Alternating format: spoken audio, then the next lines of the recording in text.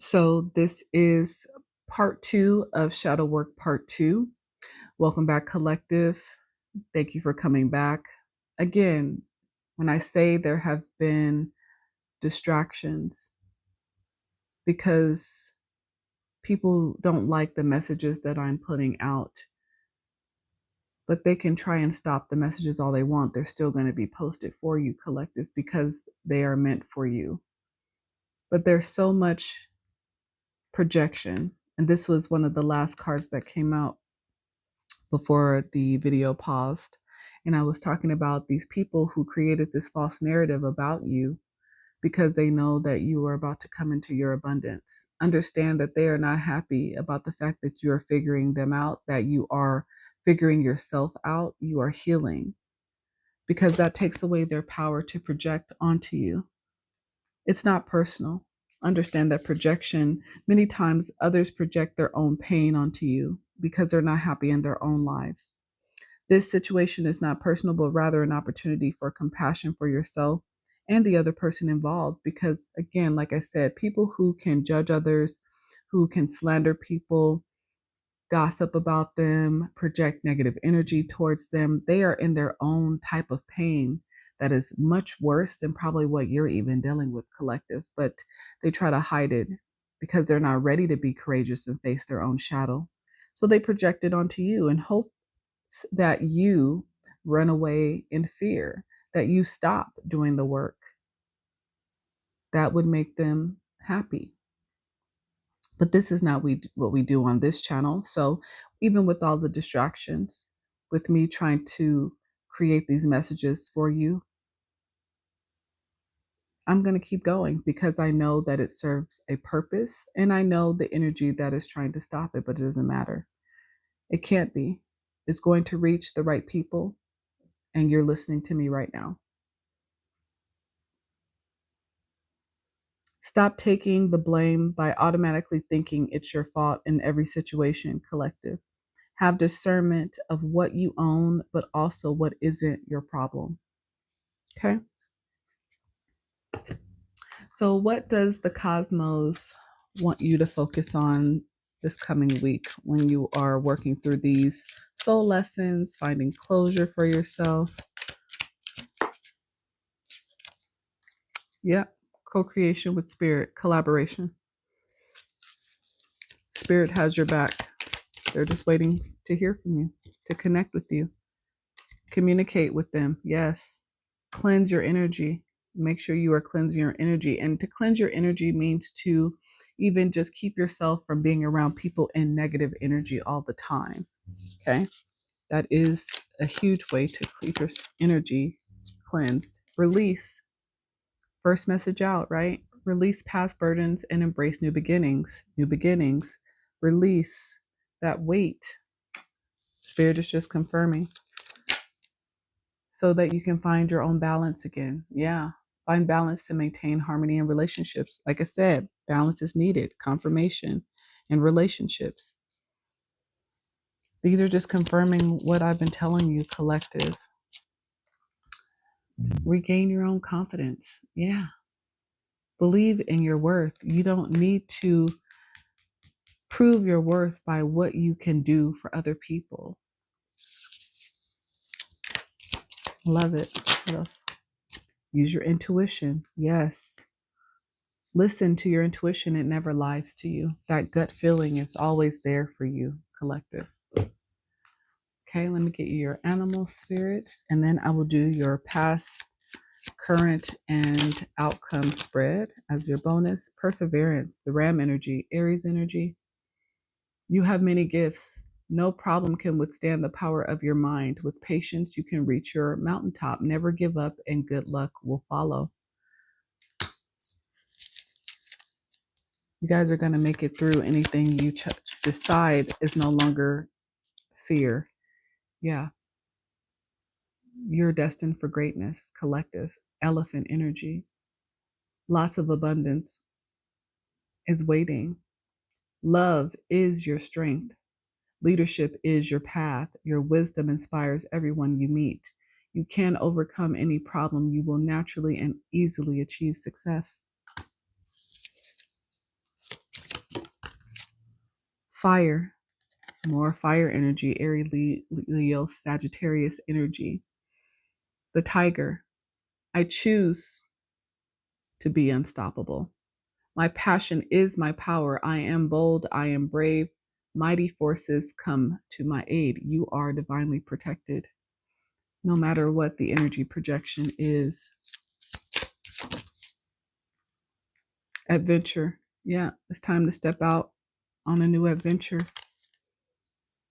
Orca whale. Water energy. Dare to do things differently. Sing your wild song. Manifest your travel dreams. Attempt the great journey with confidence. Confidence is key here. Be loyal. Friends and family are your treasures. Be brave.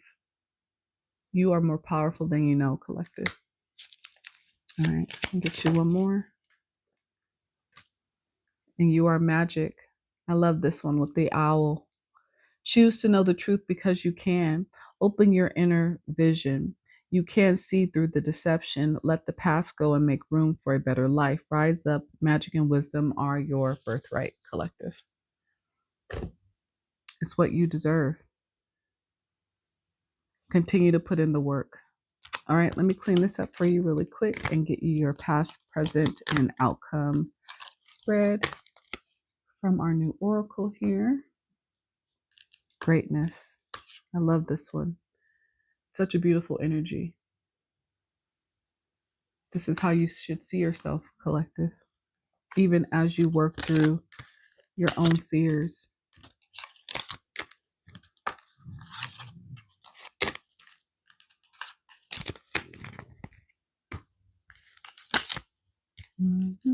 All right. Yeah, so many distractions, but like I said, that tells me that I'm on the right track. That tells me that, collective, you are listening and you need this information. So I will continue to give it to you. Okay. All right. Past, present, future outcome oracle spread for the collective. Past, present, future oracle spread for the collective. Spirit. I saw authentic self. Past, present, future outcome oracle spread for the collective. Wow. The mother, the judge. One more, please. The forest. Past, present, future. At the bottom of the deck, the snake. The mother. Wow. And I tell you, people are tackling a lot of childhood wounds at this time in the collective energy. And I love to see it because it has held people back for so long. It's time to confront it without fear. Without fear. The mother.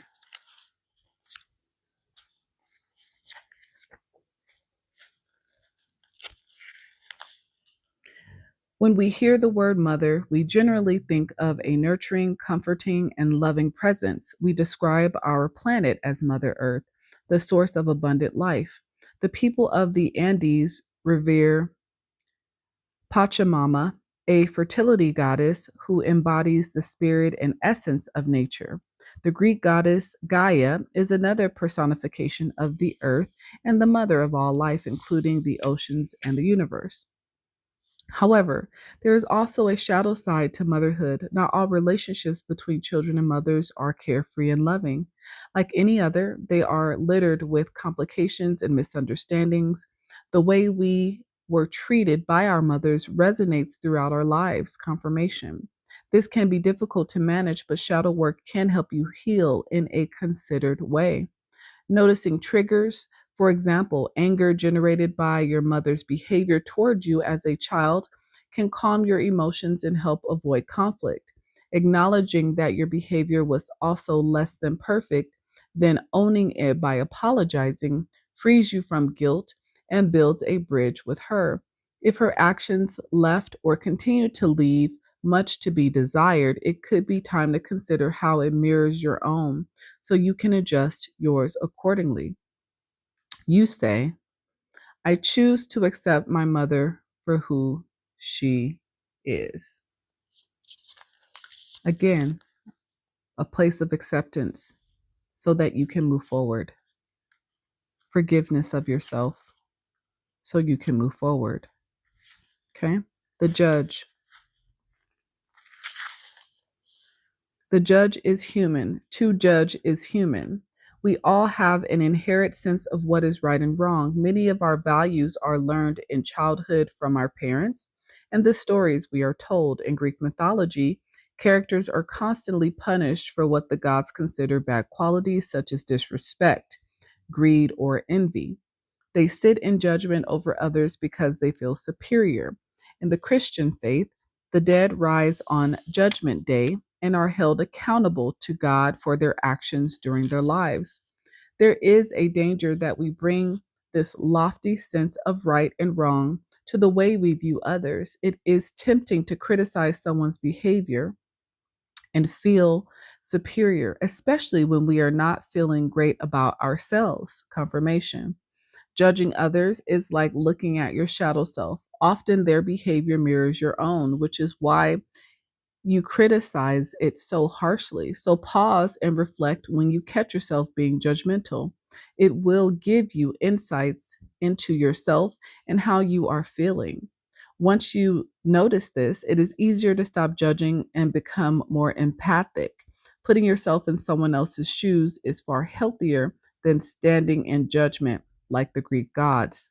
You say, my perspective is not necessarily the correct one. Dreaming of Judgment Day or the end of the world can symbolize a dramatic change taking place within you. So, if you've had any dreams about your own Judgment Day or the end of the world, that means that change is happening within self. And then we have the forest.